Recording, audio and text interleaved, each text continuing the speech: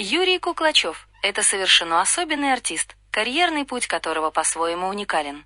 Созданный им театр кошек стал визитной карточкой артиста, а также принес ему большой успех во многих странах СНГ и всего света. Однако, как это ни удивительно, о жизни этого популярного и талантливого артиста известно очень и очень мало. Именно поэтому сегодня мы решили восполнить данный пробел, подготовив биографическую статью о данном уникальном клоуне. Детство и семья Юрия Куклачева. Будущий известный дрессировщик появился на свет 12 апреля 1949 года в городе Москва. Несмотря на распространенное заблуждение, родители нашего сегодняшнего героя не принадлежали ни к одной известной цирковой династии и вообще не имели никакого отношения к искусству. Корни его семьи нужно искать в Чеховском районе Подмосковья. Именно там прошла большая часть жизни родителей выдающегося клоуна. Сам Юрий родился уже после того, как его отец и мать получили престижное назначение в столице РСФСР. В Москве родители будущего дрессировщика работали инженерами. Почему Юрий Куклачев решил связать свою жизнь с театром, известно только ему самому. Лишь в одном из своих интервью наш сегодняшний герой мельком обмолвился о серой действительности, которая царила в послевоенном Советском Союзе. Возможно, именно эта серость и подтолкнула Юрия к яркому и веселому цирковому искусству, которое впоследствии стало всей его судьбой. Первые выступления Юрия Куклачева. Доподлинно известно, что первое выступление молодого клоуна состоялось еще в 60-е годы. В тот период наш сегодняшний герой стал лауреатом Всесоюзного смотра артистов художественной самодеятельности. На финальном выступлении, которое проходило в цирке на Цветном бульваре, Юрий поразил всех своим тонким юмором и безграничной энергией. После этого на талантливого парня обратили внимание лучшие специалисты СССР, которые очень скоро стали приглашать артиста в различные учебные заведения. Среди многих вузов Куклачев выбрал Государственное училище циркового и эстрадного искусства. Здесь он стал обучаться эквилибристике, акробатике, жонглированию, клоунскому мастерству. Весьма примечательно, что никаких кошек в эстрадных номерах Юрия в тот период еще не было. Интересным и заслуживающим внимания представляется также еще один факт.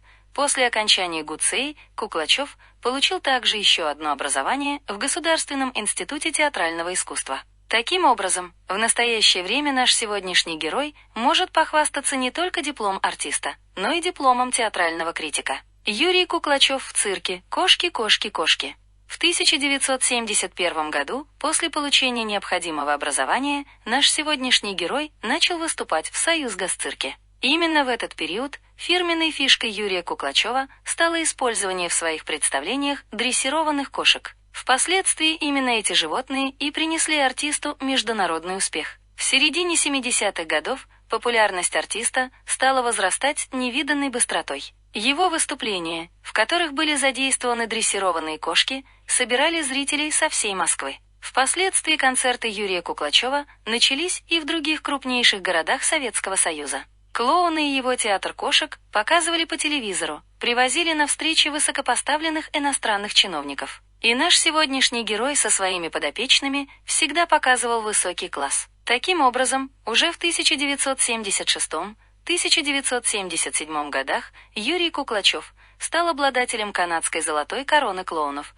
почетным членом гильдии клоунов Америки, а также заслуженным артистом РСФСР. Всего несколько лет спустя к этому также приложилась премия Ленинского комсомола, японская эстрадная премия «Золотой Оскар». В 1979 году дрессировщик стал народным артистом РСФСР. Кстати сказать, сам артист старается избегать слова «дрессировщик». Отвечая на вопросы о своих питомцах, Юрий Дмитриевич всегда говорит, что он не дрессирует кошек, а просто раскрывает их скрытые таланты. По его же признанию, в настоящий момент ему достаточно пообщаться с кошкой лишь пару минут, чтобы четко понять, на что она способна. В 80-е годы в его выступлениях начали появляться также и собаки. Одним из самых известных артистов стал пес Паштет. В этот период артист разработал две шоу-программы «Город и мир», а также «Кошки и клоуны». С этими проектами наш сегодняшний герой исколесил полсвета. Его концерты часто проходили во всех крупнейших городах СССР,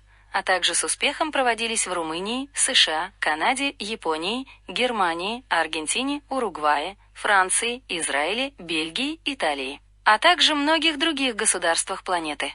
После одного из таких концертов Юрию Куклачеву даже выпала честь отобедать с тогдашним премьер-министром Канады Пьером Трюдо. В 90-е годы артист образовал частный театр кошек, а также начал тесно сотрудничать с театральным режиссером Юнгвальдом Хинкевичем. Вместе они поставили несколько детских спектаклей с участием дрессированных кошек. Юрий Куклачев в настоящее время.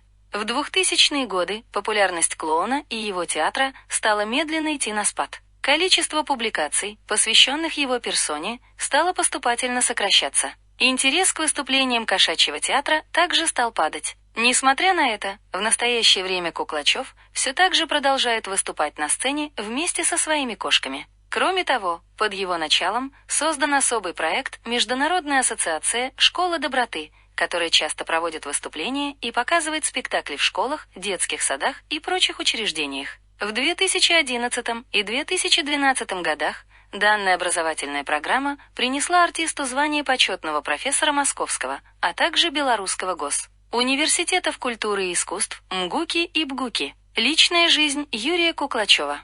Всю свою жизнь Юрий Дмитриевич прожил с женщиной по имени Елена Исааковна Куклачева. Вместе они работают в театре кошек. Здесь же трудится их сын Дмитрий, 1975 год Р., дочь Екатерина, 1980 год Р., а также невестка нашего сегодняшнего героя Марина. Кроме того, у известного клоуна есть также еще один сын, Владимир, который долгое время работал танцором в Израильском балетном театре Панова. В последние годы Владимир Куклачев также работает в театре кошек.